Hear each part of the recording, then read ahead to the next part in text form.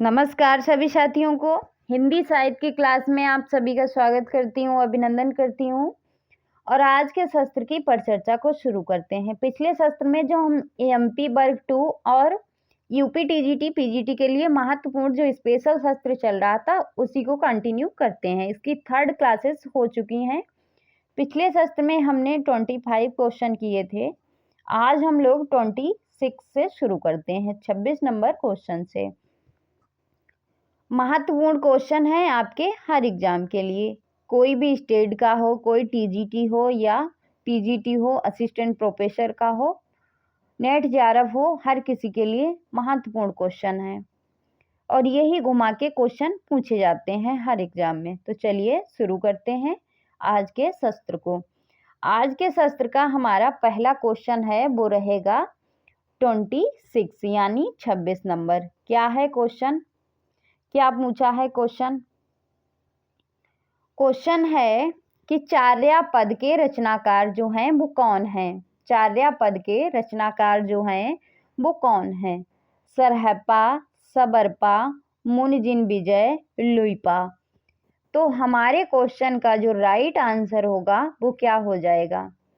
चार्यापद के रचनाकार जो हैं वो कौन हैं? तो हमारे क्वेश्चन का राइट आंसर है वो हो जाएगा सबरपा। कौन है? सबरपा। तो इसका राइट आंसर हो जाएगा बी। अगले क्वेश्चन पे चलते हैं। क्वेश्चन नंबर 27 है। 27 नंबर क्वेश्चन में क्या पूछा है कि भतेश्वर बाहुबली रास के रचनाकार जो हैं वो कौन हैं?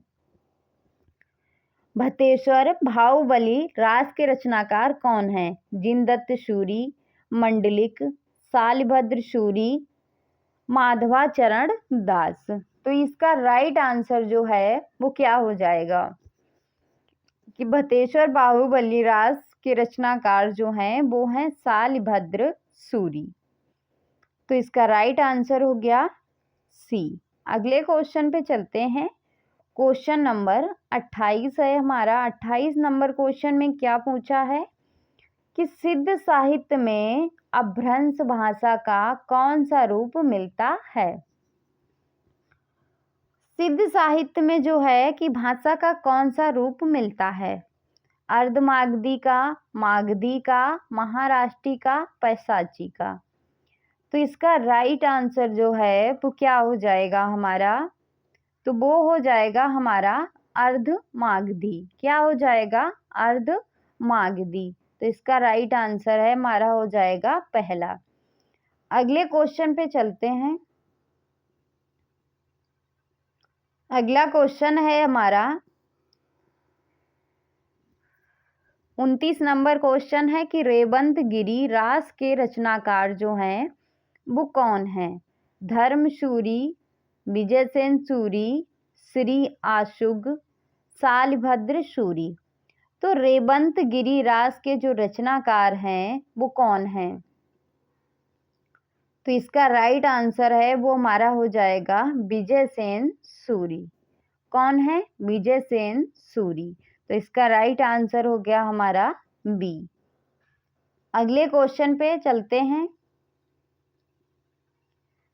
अगला क्वेश्चन हमारा है कि कौन से नंबर का? 30 नंबर का क्वेश्चन है। क्या पूछा है कि उपदेश रसायन के लेखक कौन हैं? पूछा क्या है कि उपदेश रसायन के लेखक हैं कौन है? मुनिजिन-विजय, स्वयंभू, जिनदत्त सूरी, पुष्पदंत। तो इसका राइट आंसर क्या हो जाएगा? उपदेश रसायन के जो लेखक हैं वो कौन हैं? तो उपदेश रसायन के जो लेखक हैं वो हैं जिनदत्त सूरी। कौन है? जिनदत्त सूरी। तो इसका राइट आंसर हो जाएगा हमारा सी। अगले क्वेश्चन पे चलते हैं। क्वेश्चन नंबर है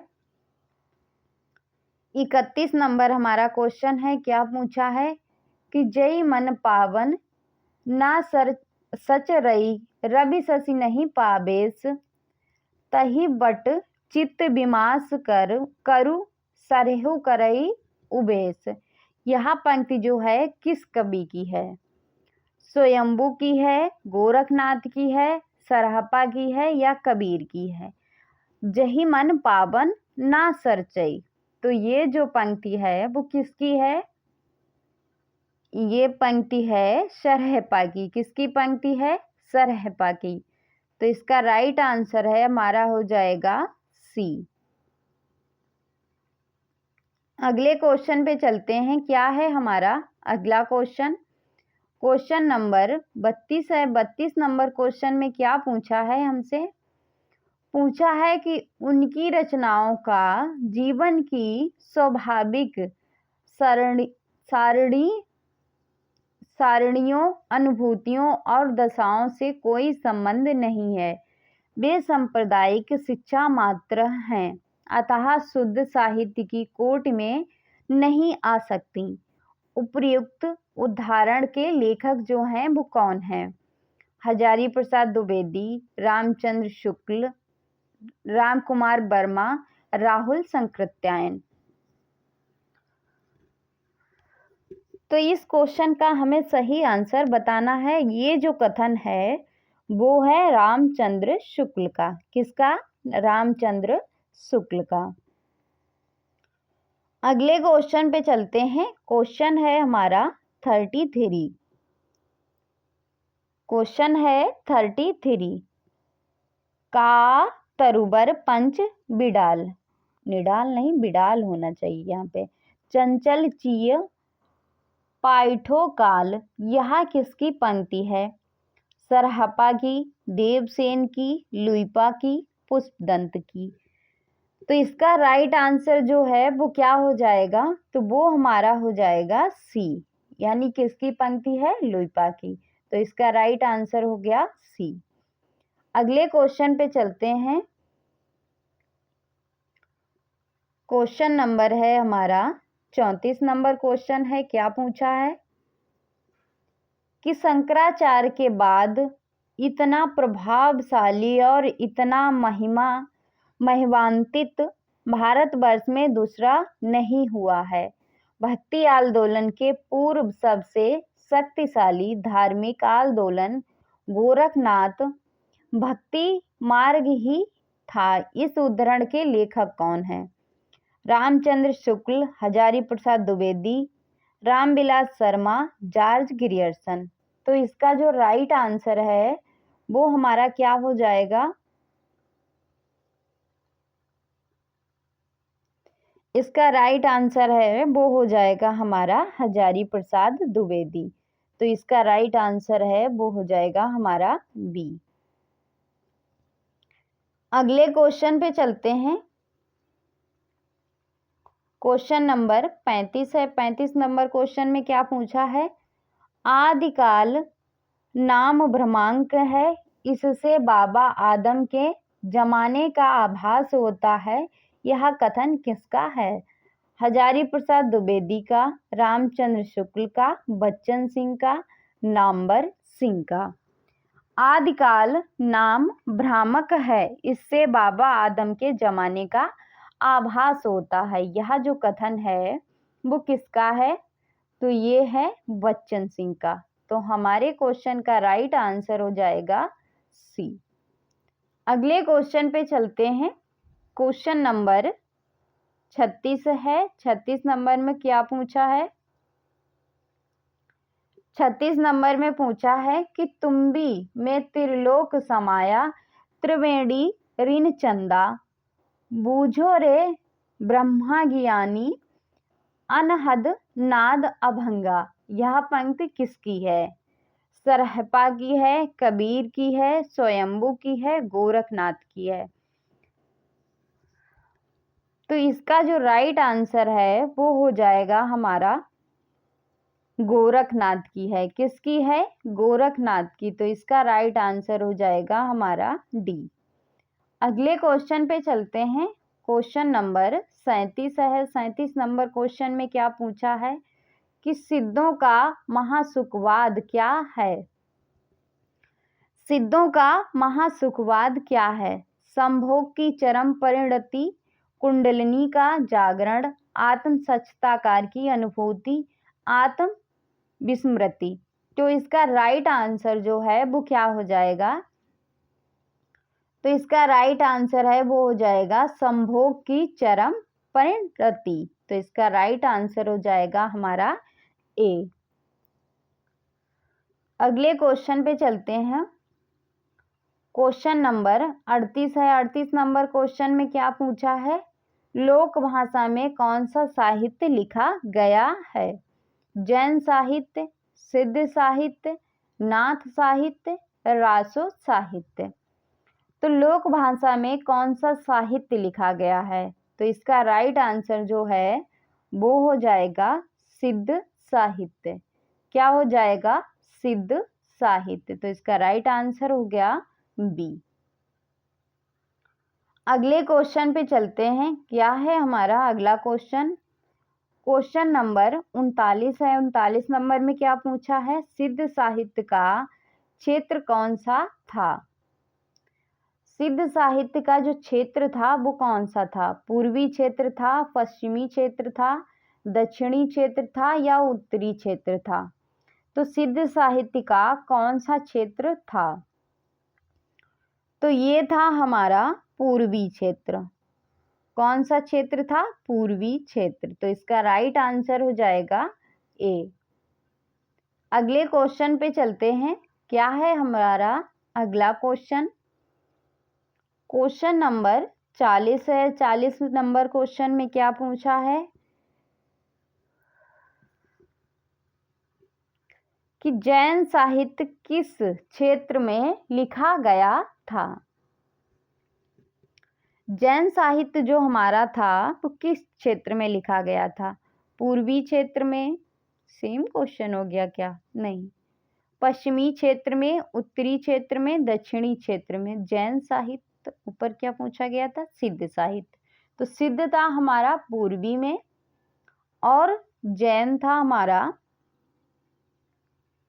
पश्चिमी क्षेत्र में। जैन किस क्षेत्र में लिखा गया था? पश्चिमी क्षेत्र में। और सिद्ध पूर्वी क्षेत्र में। तो इसका राइट आंसर हो गया हमारा बी। अगले क्वेश्चन पे चलते हैं। अगला क्वेश्चन हमारा है कि रास ग्रंथ रूप किस साहित्य का लोकप्रिय रूप था? रास जो था वो ग्रंथ किस साहित्य का लोकप्रिय था? जैन साहित्य का, बौद्ध साहित्य का, नाथ साहित्य का, लौकिक साहित्य का? तो इसका राइट आंसर जो है वो क्या हो जाएगा? वो हमारा हो जाएगा जैन साहित्य का। तो इसका राइट आंसर हो जाएगा हमारा पहला। अगले क्वेश्चन पे चलते हैं। क्वेश्चन नंबर है हमारा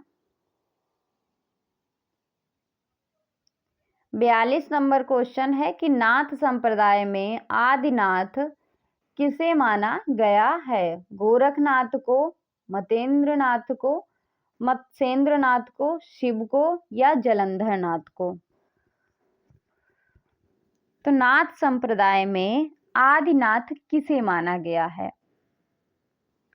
तो नाथ संप्रदाय में आदिनाथ जो माना गया है वो माना गया है शिव को।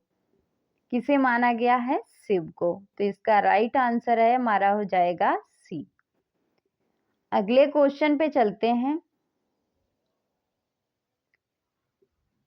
अगला क्वेश्चन है हमारा 43 नंबर कि लुइपा के गुरु कौन थे?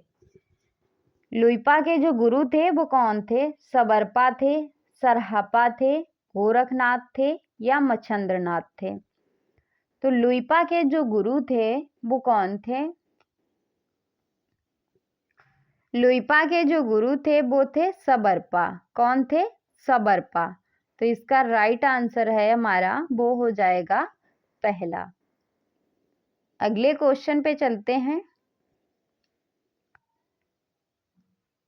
अगला क्वेश्चन हमारा क्या है? अगला क्वेश्चन हमारा है कि आचार, रास, फाग, चरित जो शैलियां हैं वो मिलती हैं, किसमें मिलती हैं?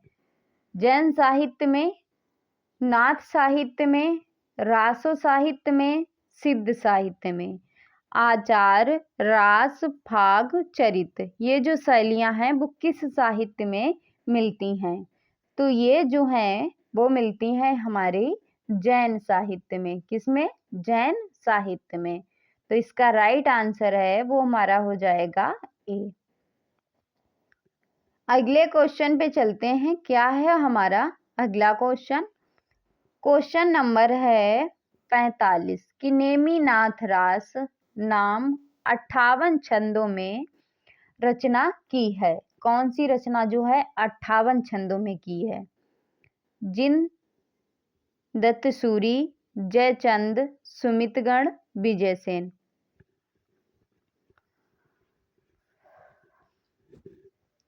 इसमें जो है कि नेमिनाथ जो रास है इसके रचनाकार जो कौन है जिन्होंने 58 छंदों में ये रचना लिखी है, तो वो जो है वो कौन है? वो है सुमितगण। कौन है? सुमितगण। तो हमारे क्वेश्चन का सही आंसर हो जाएगा सी। अगले क्वेश्चन पे चलते हैं। क्वेश्चन नंबर क्या है?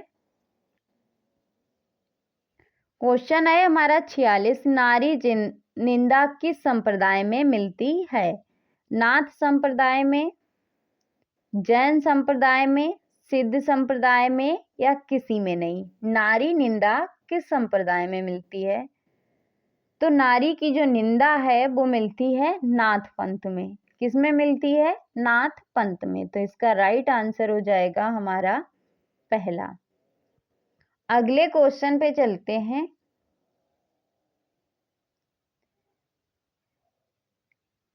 अगला क्वेश्चन क्या है कि इनमें से नाथ संप्रदाय में क्या नहीं है?